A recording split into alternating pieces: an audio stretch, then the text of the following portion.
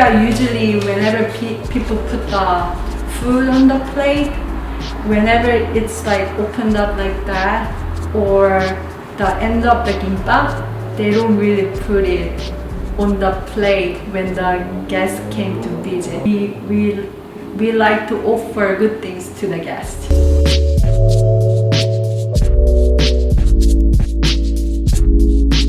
This is tteokbokki. People call it spicy rice cake, and it has a rice cake, fish cake, and then I put some onions and scallions.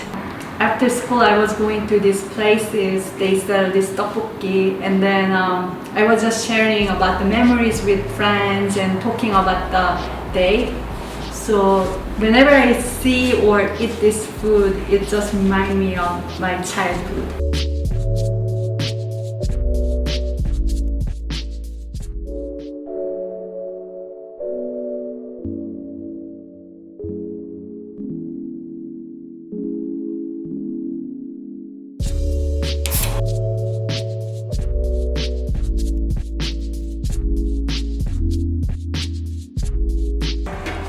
So in Korea, when we eat this, we usually eat it with hard-boiled egg. 잘 먹겠습니다.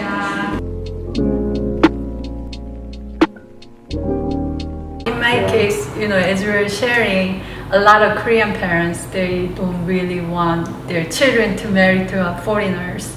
And I think what happened to me was that I was so thankful because some of my dad's friends' daughters or sons, they are married to a African American or a guy from Seattle.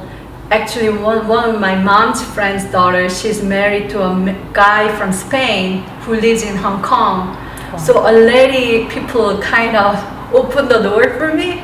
So I was just walking into that open door so joyfully. But I think Korea, like compared to America, definitely they're more like they want Korean to marry to Korean, and there are a lot of what a lot of people believe is that when we are married to a person, it's not just we are married to one another; it's whole family comes together. Also, a lot of rich people, what they believe is it's more kind of like.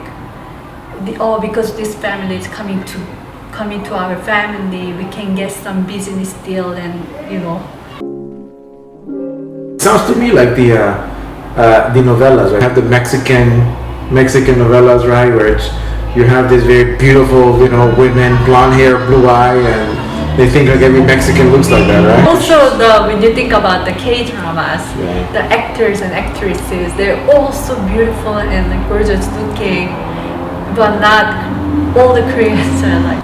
I'm sure there are a lot of beautiful things in Korea too, but the dramas, how they're putting all the background, they're putting really the best of the best. So people have a lot of expectation about how South Korean they live, or how South Korean the fashion and all those things. And some people, I heard that when they go there, they get disappointed a little. Mentioning about the couples day. Oh, they do? Even Christmas, in Korea, it's more kind of couples day. So if you're not Christian, it's more like you're going out with your boyfriend or girlfriend. And Valentine's for sure, it's like that. In Korea, actually, Valentine's Day is a woman is giving chocolate to a guy. White Day is a guy is giving candies to a girl. There are a lot of like romances and a little bit kind of fantasies about the love. Hispanic culture is very similar to Asian culture, and then it's about the community, communal, family, those kind of feeling.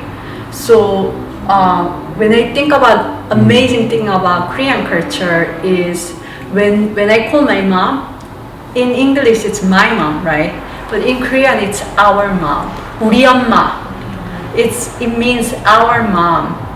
So everything is very communal, and then when you watch Korean drama, all the meals and the side dishes, even soup we share together.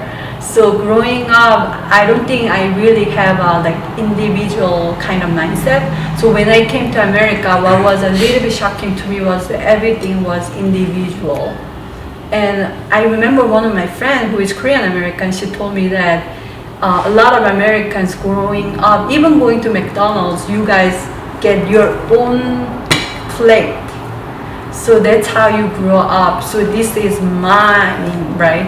But how we grow up is this is ours.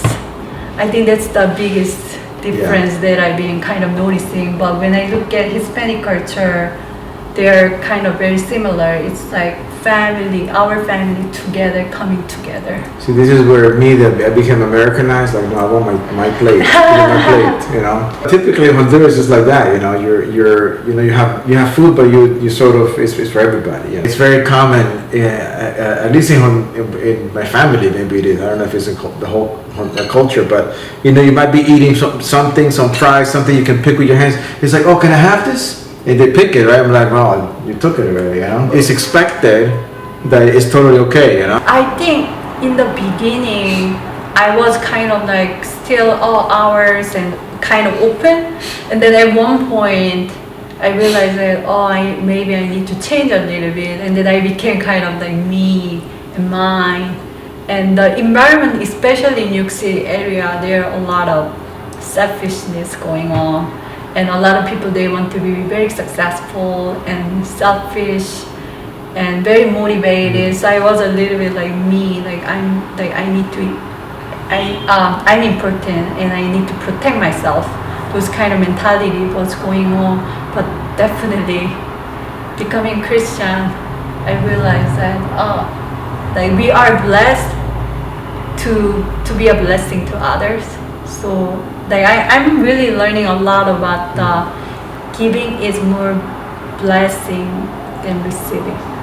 An Indian guy I used to work with from India, and you know, we were talking about the same topic. He was telling me, he said, yeah, you know, it's like, look, see, the reality is like a lot of only here in America, it's like people like this, you know? It's like you go out to every other place in the world, it's like it's pretty much the same in terms of community, the camaraderie, right, communal aspect of sharing, right. It says, but only here you won't see that. You know,